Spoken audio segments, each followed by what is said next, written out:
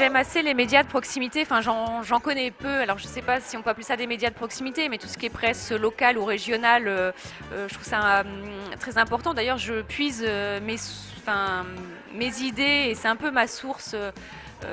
J'ai une chronique de faits divers en fait que je tire vers la poésie, mais en fait, je recherche l'inspiration dans la presse locale et régionale pour des faits divers insolites ou pas qui se passent en province. J'ai aussi par exemple longtemps vécu en Corse et j'adorais le journal Corse Matin qui peut parler de la kermesse, de la fête de la figue, etc. Et j'adorais cette lecture et moi je trouve ça bien. Et en plus quand c'est pris en main par des citoyens qui n'ont pas forcément de formation journalistique, je trouve ça intéressant. Moi-même, je suis pas du tout journaliste, j'ai jamais fait d'études dans ce sens-là, et voilà. Et moi, en tout cas, je sais que je suis lectrice de la presse régionale.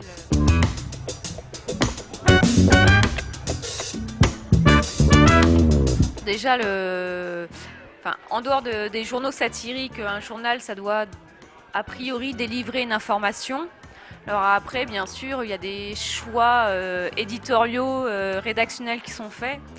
Moi, je ferais plutôt la distinction entre les médias indépendants et ceux qui ne le sont pas, ceux qui dépendent d'annonceurs, d'investisseurs. Donc voilà, normalement, on donne une information. Il faudrait aussi, pourquoi pas, donner un point de vue, prendre un peu de hauteur. Moi, j'aurais aimé que les médias et la presse se détachent en fait un peu de l'actualité, fassent un pas de côté de l'actualité, prennent du recul, c'est-à-dire ne pas traiter tous la même actualité.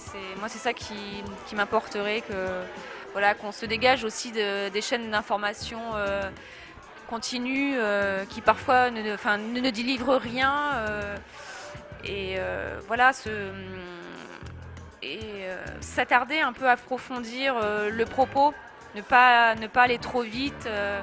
Toujours une information chasse l'autre et voilà. Je crois que j'aime pas l'actualité en fait.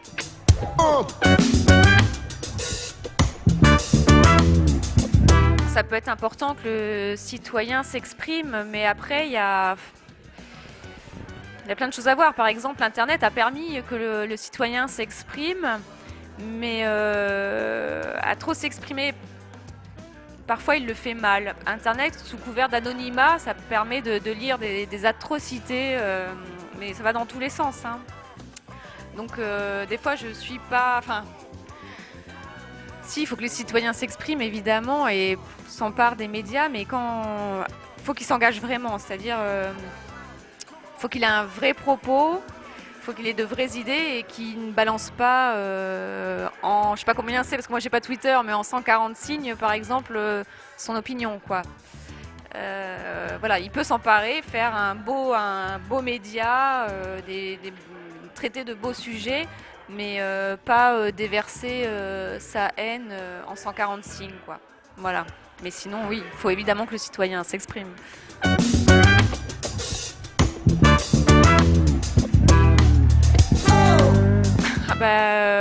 Oui, c'est-à-dire que faudrait qu'il soit, que surtout que son avis soit pris en compte. C'est-à-dire que quand il vote pour un programme et pour des idées, il faudrait pas que ces idées soient perverties et que des gens qu'on a élus pour faire certaines choses fassent tout l'inverse de ce pourquoi on les avait élus et voilà et dénaturent une politique et dénature des idées, voilà. Et que quand le peuple exprime un non, ça soit un non. Quand le citoyen est plus intelligent que celui qui le gouverne, et pour preuve, voilà. Pour moi, le citoyen est plus intelligent quand au régional, il ne vote pas Front National et qu'il n'a pas besoin... qu'on lui rappelle qu'il ne faut pas voter Front National et qu'il le fait de lui-même. Voilà.